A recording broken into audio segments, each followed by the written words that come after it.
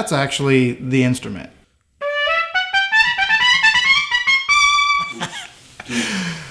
I could not imagine a different instrument in my life, and especially what I'm going through right now, a different instrument to play.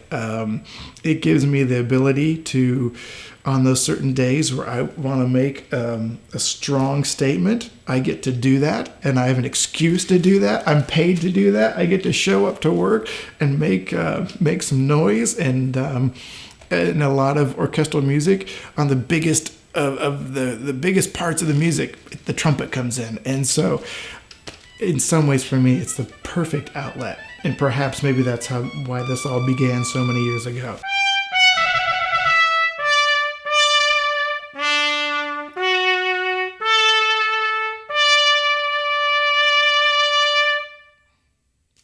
This is the C trumpet. This is the rotary trumpet. This is the piccolo trumpet, the E flat trumpet, the B flat trumpet, which we use a lot in the Dallas Symphony for Shostakovich. The cornet. The last one that we have on the list here is the flugelhorn, which is used mostly for jazz repertoire. These instruments right here are a huge part of my family. Several of them are very dear to me. I've had for a long time.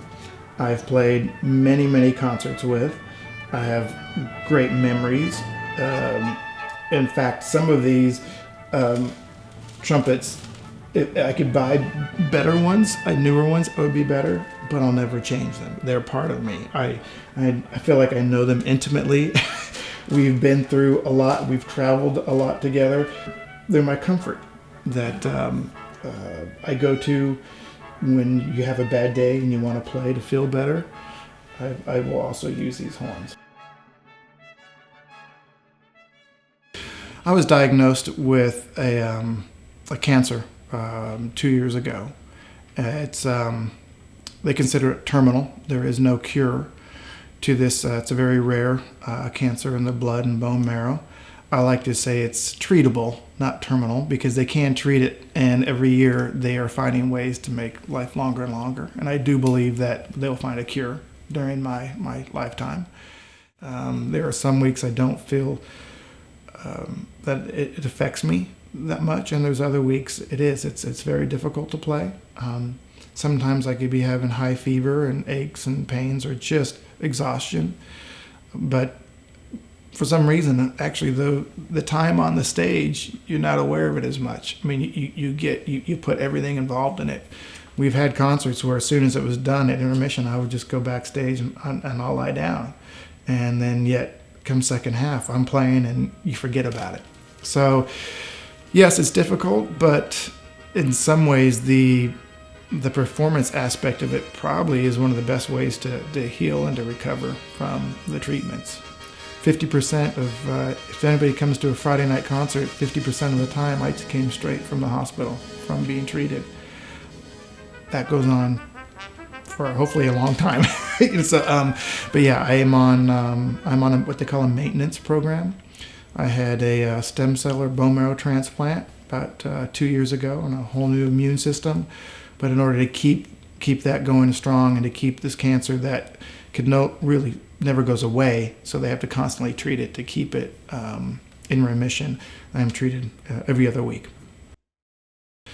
When you're presented in such circumstances, there really is no other alternative. You find a way to make it work.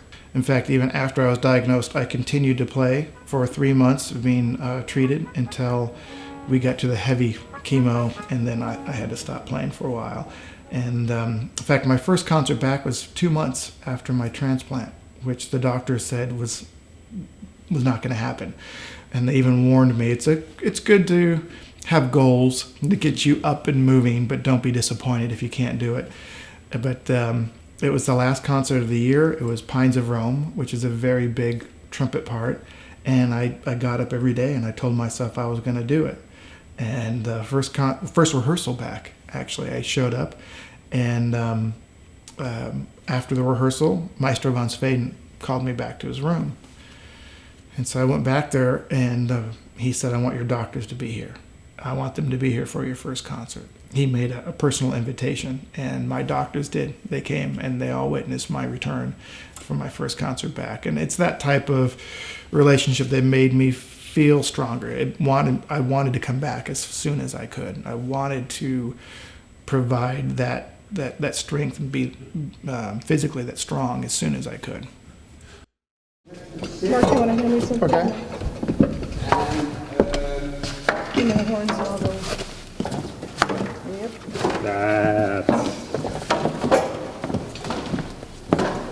Yep. You're very astute there, young man. Yeah, well, you know, it's a big step today for me to be able to figure the little things like this. Since my diagnosis, I have a whole different sets of emotions that I could not tap into before that I am able to give. There is certain music, doing opening of Mahler 5, the Funeral March. I mean, I haven't had a chance to play it since I've been diagnosed, but I guarantee you the next time I play it, I'm going to have a whole different set of images and feeling to be able to put into that. Being able to battle death myself, and to know that that's a battle that I'm going to have to be dealing with.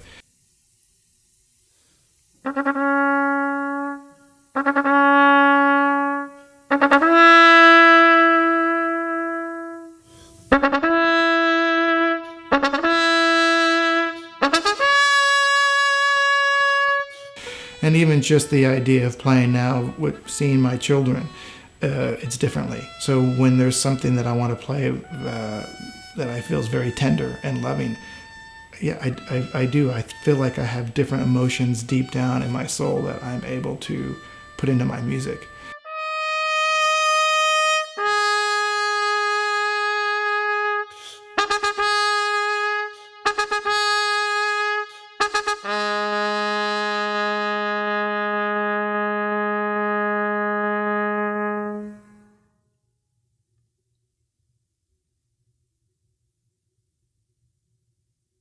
Suddenly everything's taken away from you, and especially going through the transplant, and you're in the hospital every day, and you're going through these treatments, and you're watching your numbers drop down to 0 and slowly come back up, and you want to have something to hold on to. And to me it was that I'm going to make it back and sit in my chair in the symphony as fast as I can. And never once did I ever doubt that that chair was not going to be there for me. And that was something that the not only the members of the orchestra and the management and the staff, but specifically the maestro gave me. And even on the European tour, when I would read online the wonderful concerts that they were doing all over Europe, and I would read the wonderful reviews, and I wasn't part of it, there would be phone calls that would be made and pictures that would be sent from members of the orchestra and the maestro, just saying, thinking of you. And so I felt that I did. That was my lifeline. I still felt a part of it, and I knew as soon as I could, they were gonna, with open arms, have me come back. And it's that way too. And so even on weekends when I might be playing, not feeling great, I don't tell everybody around because they don't need to know, but those around me, they do, and they pick me up. And it's still a great source, a great lifeline for me.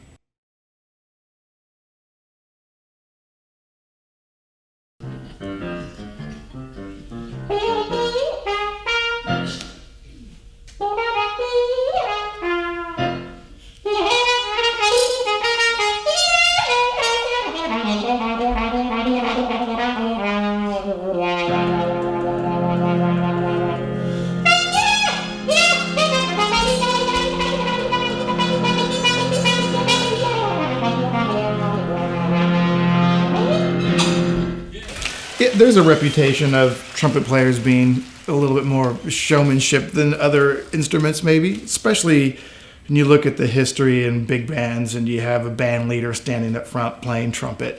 And we do tend to have a lot of the melodies within the brass section. So there is a bit of that tendency.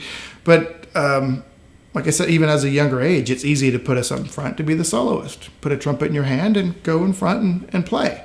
And get, you can command the audience immediately as a young age of playing a melody and playing a solo.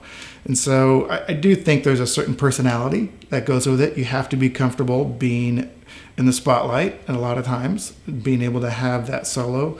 And at the same time, in a lot of the orchestrations, you are sort of put in a position to sort of lead the brass section a lot of times too. And so you have to be able to be comfortable to play that role as well.